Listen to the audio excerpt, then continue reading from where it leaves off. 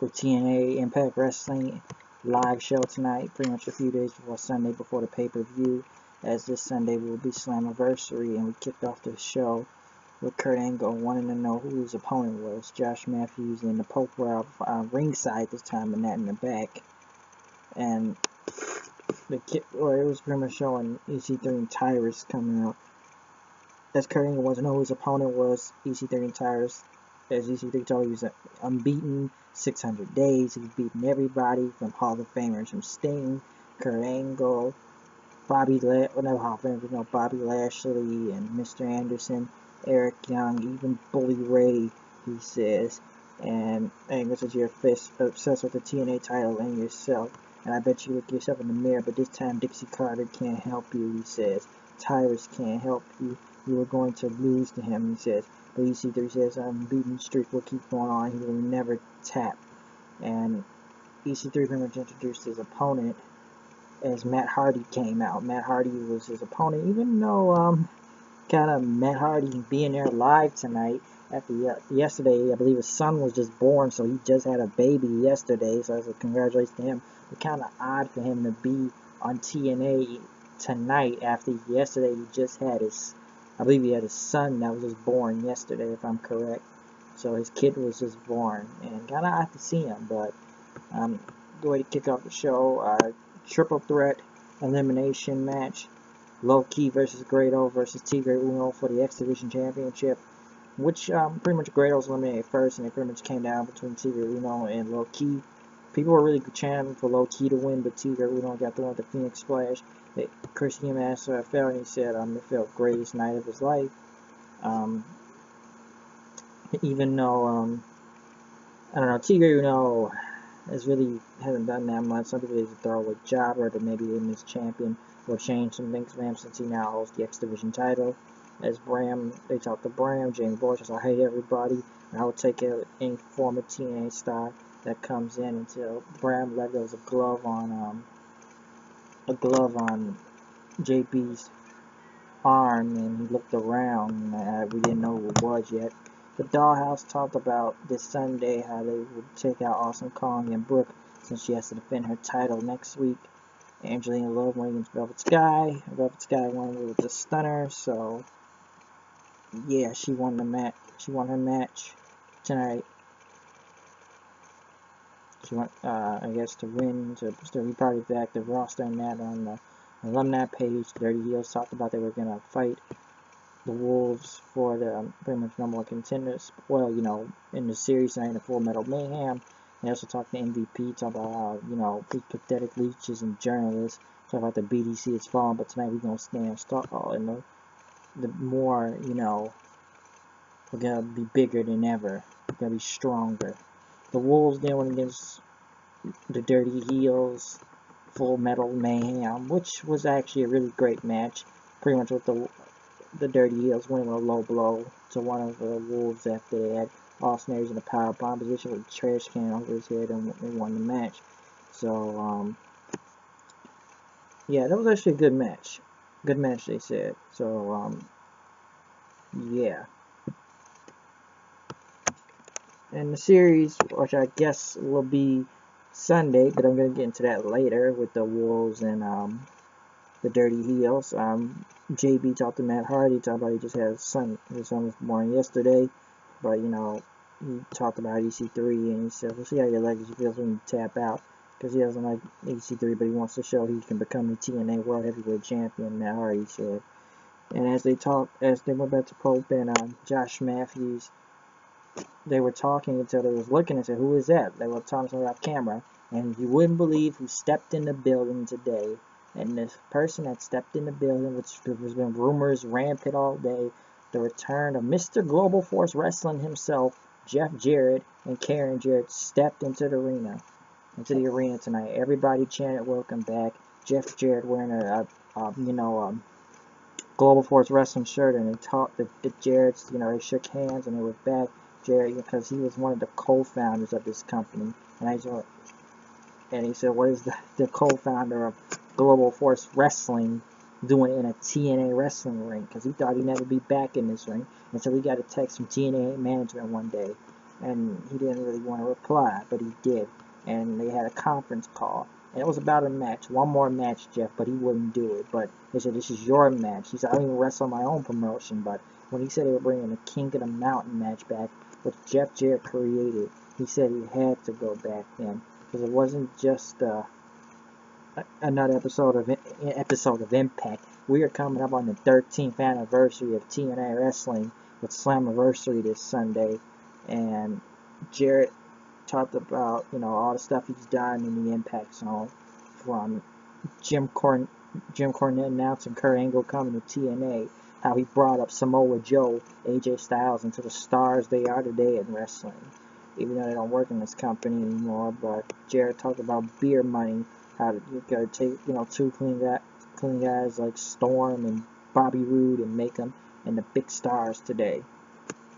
And some of the greatest tag teams I've produced, and he talked about from Eric Young having more TV shows than Seacrest, and he talked about the proposal, how this is going to affect the Global Force Wrestling promotion, he says, because he's been working on it for the past 14 months, even though people have been shitting on it because of he hasn't really been drawing people after they've seen the pictures. But Jarrett, he said TNA was going to react to it, but he had Karen, Jarrett, the mic, and she talked about the mic. They thought they'd never be back in TNA Wrestling. Why they back? She still doesn't understand in a way, but they want to move on with Global Force Wrestling. They want to move on with the future and leave TNA in the rear view. But Karen said, she'll never understand when she talked about Sanjay Dutt and how he taught Jarrett like she'll never understand.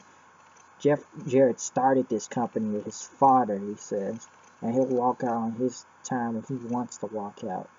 And that she loves her husband and everything, supports him anyway, because she didn't think they'd come back after they were, fired in a pre-tape by Sting, which was actually true. I don't know if they were fired from his company, but I thought he resigned, and, Jeff Jarrett left on his own terms to leave TNA Wrestling, which he talked about the backstage pre-tape and stuff with Sting.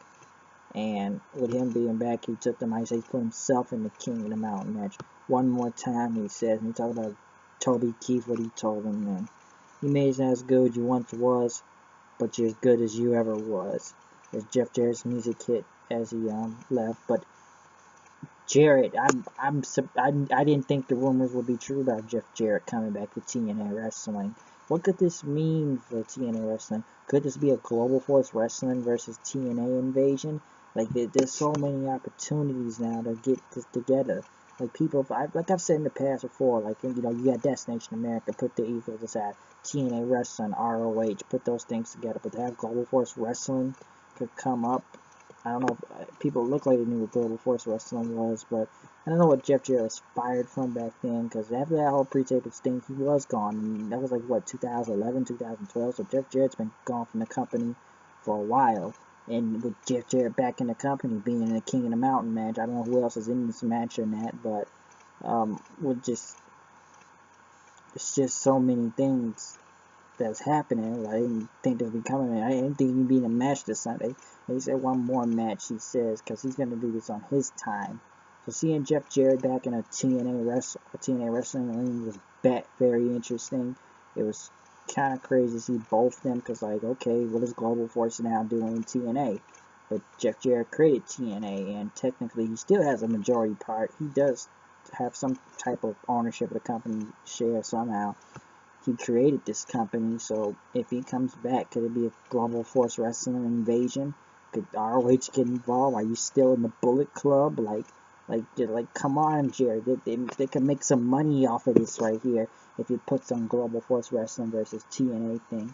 We'll have to see that on Sunday, but seeing Jeff Jarrett and Ken Jarrett back in the TNA Wrestling ring and back in the company itself was very surprising, especially with Global Force Wrestling around and stuff.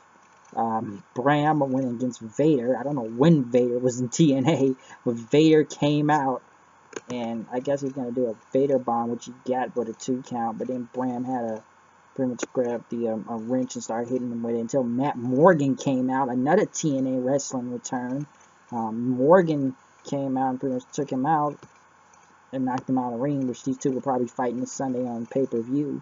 But Bram Morgan, I didn't see that coming, so the surprise is just running off. I didn't even see this coming tonight, so a lot of return. Yeah, Jarrett's coming back. Matt Morgan making us, I guess, coming. I guess he's back in the company. I don't know what he's doing nowadays. Hell, Vader was out there. EY went against Chris Melendez. Eric Young went with a pile driver. Because he kept saying how Young could do that American Hero. You know, Eric Young's from Canada, so maybe this feud will get better.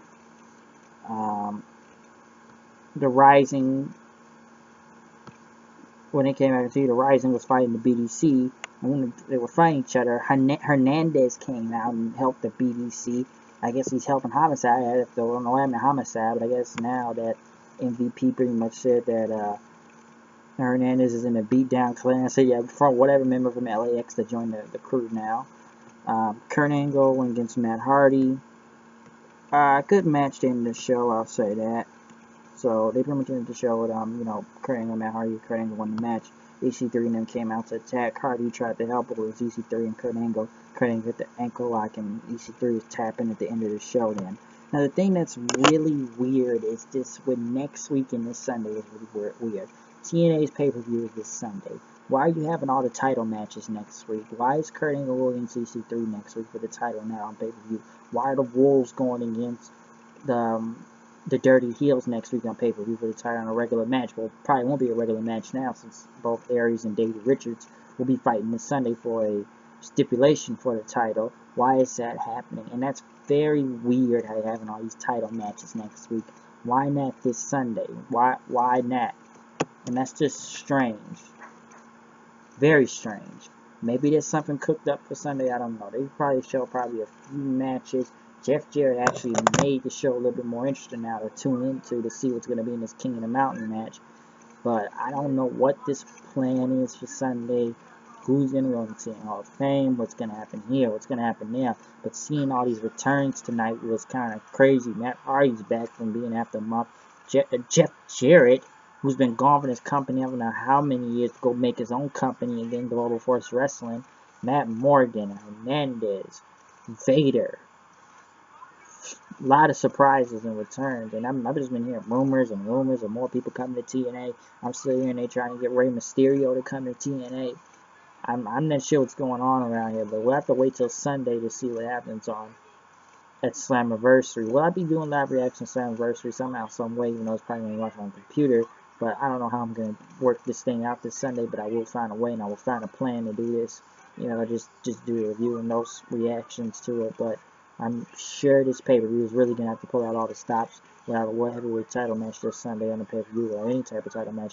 So they got to pull out some good-ass matches this Sunday, and hopefully some more surprise returns or something like that, whatever goes down. But we'll just have to see, because could it be a Global Force Wrestling invasion of TNA? Could Ring of Honor get involved, as people still want to say? Do a trifecta, triple war, ROH versus GFW versus TNA, but some guys are, I guess, are contracted to TNA and Global Force, and it's like Jeff Jarrett. Could there be a merger to this? Will Global Force and TNA wrestling team up? I don't know what the plan is. It's so many ideas being thrown around, so many questions, a lot of stuff. A very surprising night of a lot of returns. I'll say that for Impact tonight. But make sure you check out Slammiversary this Sunday. Gonna do whatever I can for it, so hopefully it's really big. Make sure you check out more reviews of this. So once again, it's me, HWD, coming to news reviews. No, I know I do. Show, here I go. We're done this today, and we're done this review of TNA. I'm out of here. I'll see you guys later. Peace.